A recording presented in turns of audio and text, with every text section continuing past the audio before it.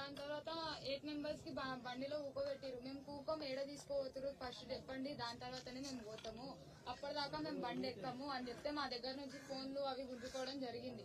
దాని తర్వాత మేము దిగిపోయినాం. దాని తర్వాత బలవంతంగా కూర్చోబెట్టినాక బోడుప్పల్ దాకా తీసుకొని పోయారు. బోడుప్పల్ నుంచి మళ్ళా టర్నింగ్ తీసుకొని మళ్ళా పిఎస్ కి తీసుకొని వచ్చి ఫస్ట్ ఈ దేవిక అనే ఆమెకి దింపి ఆమెకు కొట్టిరు. ఒక పోలీస్ ఆయన కొట్టినాక దాని తర్వాత నాకు దింపురు, నాకు కూడా గుంజుకొని పోయారు. దాని తర్వాత ప్రెగ్నెంట్ లేడీ కూడా చూడకుండా కాళ్ళు చేతులు పట్టుకొని గుంజుకొని తీసుకొని పోయారు. ఇలా అనీషా అనే లేడీ లోపల అనీషా అనే లేడీ అనీషా అనే ఒక మహిళ చిన్న బాబు ఆమెకు 1.5 year బాబు 1 year బాబు 1 year బాబు ఆమెకు ఆరోగ్యం బాగుంటది అన్న ప్లీజ్ అన్న ఆ అనీషాకు 90% కాలిపోయింది. ఆమె 1 year పాప ఉన్నాడు, పాలు తాగుతారు పాలు తాగుతారు బాబు. ఆయమని కూడా తీసుకుపోయి ఆయమని రిమాండ్ చేసారు. వాళ్ళు జైల్లో ఉండేటప్పుడు ఆమె బేడి లేచి తీసుకుపోయి జైలు వేసాను. ఒకటే చెప్తున్నాను నేను, దాడి చేసింది ఎవరు? వాళ్ళు. దాడి చేసినప్పుడు చర్యలు తీసుకోవాల్సింది ఎవరి మీద? వాళ్ళ మీద తీసుకోవాలి. ఇలా ఏమైందంటే వాళ్ళు కొట్టినా మేము పడాలి, వాళ్ళు దాడులు చేసినా భరించాలి, వాళ్ళు చేసిన విధ్వంసం చేసినా భరించాల్సిందే, వాళ్ళు చంపినా చావాల్సిందే. ఏమైతే లాస్ట్ పోలీసు ఏం చేస్తారు?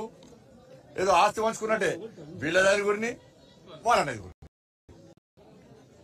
పోలీస్ చట్టం మీద ఎవరు పేసుకొచ్చారు అంటే వాళ్ళ మహిళల ముందు మహిళలను కొడుతుంటే వాళ్ళ మొగోళ్ళు వచ్చారు, కాపాడుకునే ప్రయత్నం చేశారు. మొగోళ్ళని కొడుతుంటే మహిళలు వచ్చి కాపాడుకో దాన్ని కొట్టుని అని నూకేస్తారా? మా వాళ్ళని చంపడం నూకేస్తారా వాళ్ళు? ఇలా వీడియో చూసి ఏర్పడతారా? మీకు వీడియో చూసి ఏర్పడతలేదా డిపార్ట్మెంట్ కు? ఎవరు రెచ్చి కొట్టిర్రు? వీళ్ళున్నది 50 మంది, వాళ్ళు వచ్చింది 300 మంది. 300 మందిని 30 మంది కొడతారా? 30 మందిని 300 మంది కొడతారా? వీళ్ళ కాలనీకి వచ్చి వాళ్ళు దాడి చేసిరా? ఎవరు చేసిరు? అసలు కారకులు ఎవరు? నమాజ్ చేసుకుంటారు వద్దనవా? మేము వద్దనవా?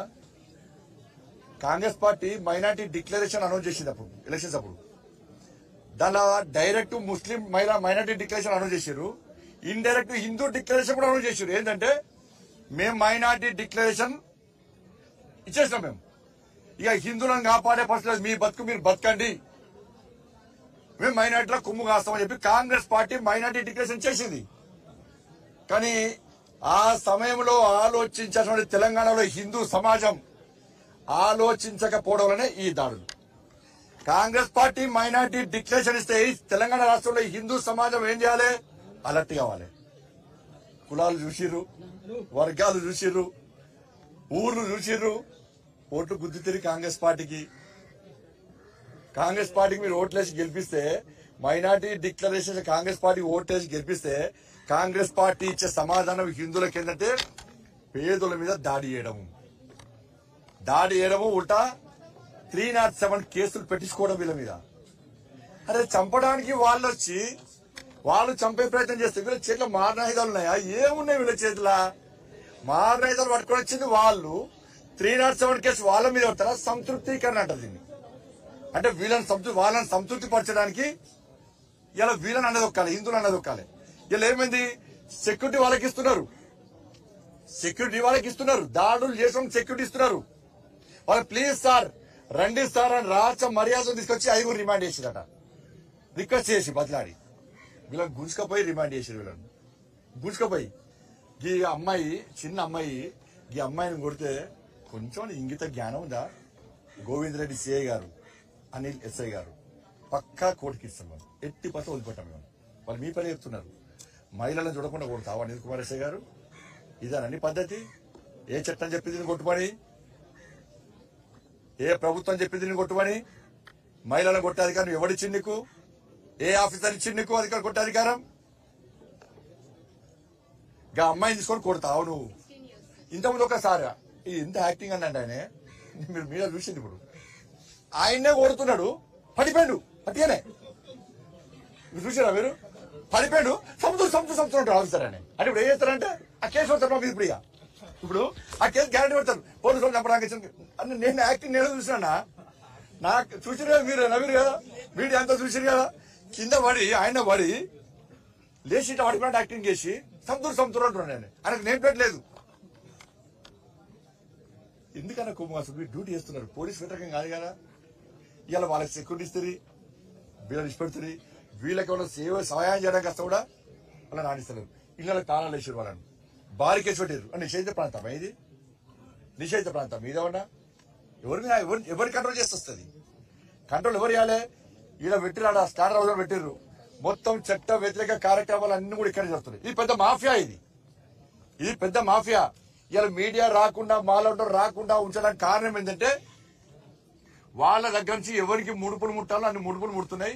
వాళ్ళ బండారం బయటికి వస్తుందని చెప్పి వాళ్ళు రాకుండా చేసే ప్రయత్నం చేస్తున్నారు. వాళ్ళు ఇంత దారుణం అన్నంటే ఇక్కడ అమ్మాయిల విషయంలో మహిళల విషయంలో ఎంత అసభ్యంగా చెప్పరాదని మీడియా వాళ్ళు చెప్తున్నారు. నాకే బాగా అనిపిస్తుంది. మీడియా చెప్పరాదు అది చెప్పరాని విధంగా హింసిస్తున్నారు వాళ్ళని మహిళలను. రాచరికం ఐదవన్నా ప్రజాకారుల పాలన ఐదవన్నా. ప్రభుత్వం నిష్పక్షపాతంగా వివరించాలి. ఎవరు తప్పు చేస్తే వాళ్ళు చర్యలు తీసుకోవాలి. చట్టం అంతా సమానమే. కానీ చట్టం కొందరు చుట్టం అయితే ఎవరు భరించడిరా సహించం మేము. బాగా చెప్తా వస్తాం ఎందుకు రావద్దు. మీరు వాళ్ళ కొమ్ము కాస్తున్నారు లక్షలు కల్పిస్తున్నారు. ఇవాళ మా వాళ్ళని తీసుకుపోయి నాన్ అవైలబుల్ కేసులు పెట్టి 307 కేసులు పెట్టి లోపడేస్తే అరే పసిపిల్లగాడు ఉన్నాడు సార్ పాలు తాగే పిల్లలు ఏడుతుండు సార్. పిల్లలు ఏడానే పసిపిల్లలు ఏడుతుండు సార్ పాలు తాగడానికి. వాళ్ళ అమ్మ సగం కాలిపోయింది సార్ 80% కాలిపోయింది సార్. ఆమె ఆరోగ్యం మంచిలేదు సార్. ఇట్లా చేతులు వచ్చినాయి సార్.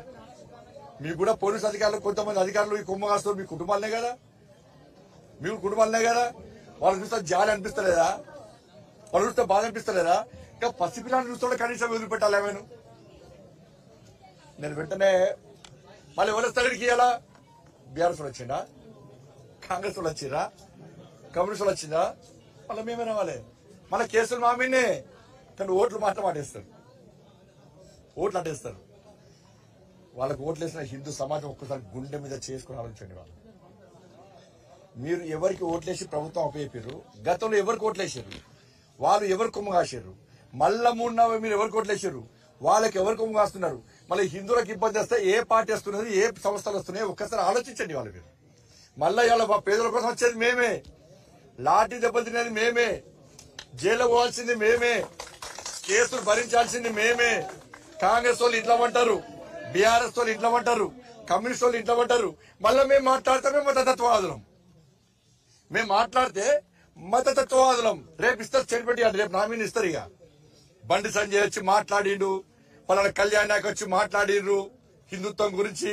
శిల్పారెడ్డి గారు వచ్చి మాట్లాడిర్రు. ఇక్కడ పాండ అనే వ్యక్తి మొత్తం రెచ్చగోడి కాపాడే ప్రయత్నం చేస్తున్నాడు. సుదర్శన్ రెడ్డి మాట్లాడిరు.